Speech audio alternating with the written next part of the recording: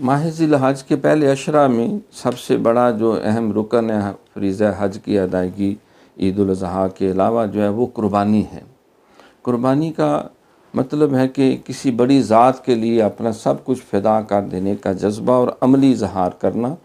تو قربانی کے لیے جو ہے وہ جانور جو ہیں وہ بکرا ہو یا مینڈا ہو، مذکر مؤنث، یہ کم از کم 1 سال کا ہو اور ہر قسم کے عیب سے پاک اور صاف ہو، اور جو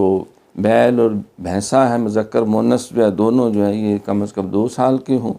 اور اونٹ اور اونٹنی کم از کم 5 سال کا ہو۔ قربانی کرنے سے پہلے جو ہے وہ طریقہ یہی ہے، ان کو پانی پلایا جائے، چارہ کھلایا جائے، چھری کو تیز رکھا جائے، اچھی طرح مضبوطی سے باندھ کے۔ سرکار نے فرمایا کہ ان کے ساتھ بھی احسان کرو، اور یہ بھی آپ کا فرمان ہے کہ 10 ذی الحج کو اللہ کی بارگاہ میں قربانی سے بڑھ کر کوئی نیک عمل زیادہ مقبول نہیں ہے۔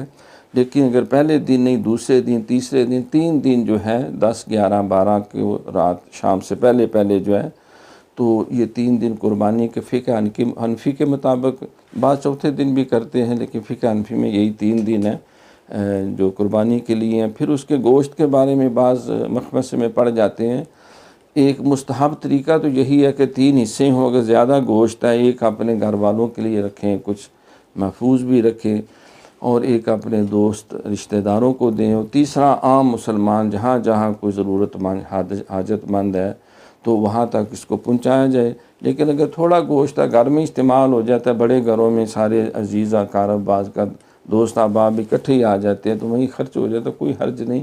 اور قربانی کا گوشت جو ہے اس کو سنبھال کے رکھنا کہ بعد میں استعمال میں آئے تب بھی کوئی حرج نہیں۔ فقہی طور پہ اس میں کوئی رکاوٹ نہیں ہے، لیکن کوشش کی جائے کہ زیادہ سے زیادہ لوگ جو ہے اس امر خیر میں شامل ہوں۔ اللہ تعالیٰ سے دعا ہے کہ اللہ ہمیں یہ مسائل سمجھنے، اس پہ عمل کرنے کی توفیق عطا کرے۔